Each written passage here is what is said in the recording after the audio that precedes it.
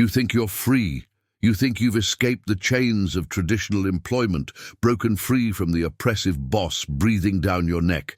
You've become your own master, your own CEO, your own guru of productivity.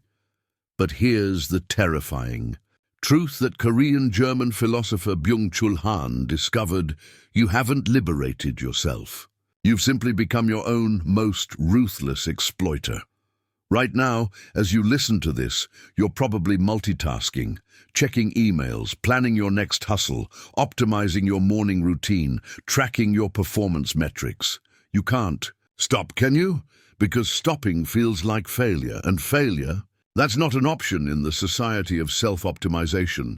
Welcome to the age of auto-exploitation, where the subject becomes both the capitalist and the worker, the master and the slave, rolled into one tortured consciousness.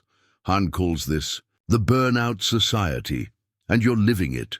Every morning you wake up not to an alarm clock set by a boss, but to an internal tyranny that never sleeps.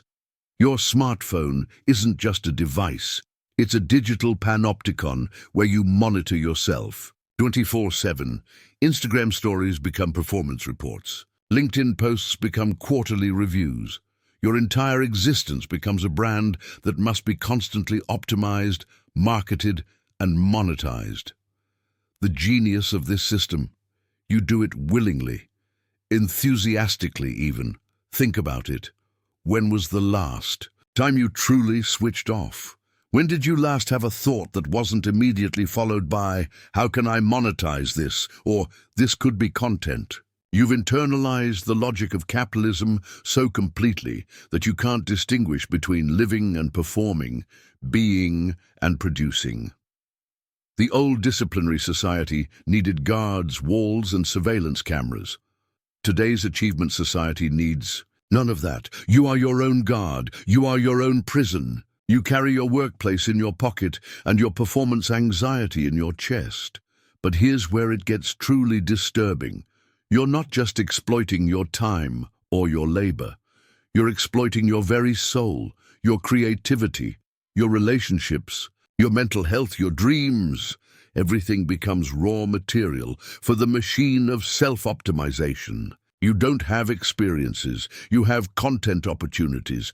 You don't have friends. You have networks. You don't have hobbies. You have side hustles. Han warns us that this auto-exploitation creates a specific type of violence, a violence that wears the mask of freedom. It's the violence of the entrepreneur who works 80-hour weeks by choice. It's the violence of the influencer who can't separate their authentic self from their brand. It's the violence of the student who sees every moment of rest as a competitive disadvantage. This isn't productivity. This is pathology. The most insidious part? The system makes you believe that your exhaustion is your fault. Your burnout is evidence of your weakness, not the system's cruelty. When you collapse, when your mental health crumbles, when your relationships dissolve, that's not a systematic failure. That's your personal failure to optimize effectively. You've become what Han calls the entrepreneur of your own self. And like most entrepreneurs, you're working yourself to death for diminishing returns while telling yourself you're living the dream. So here's the question that should terrify you. If you're both the boss and the worker, who exactly is going to save you from yourself? Who's going to give you permission to rest when you've internalized the voice that says rest is weakness? Who's going to protect the worker when the capitalist lives inside your own head? The revolution isn't coming from outside anymore. The revolution has to happen within.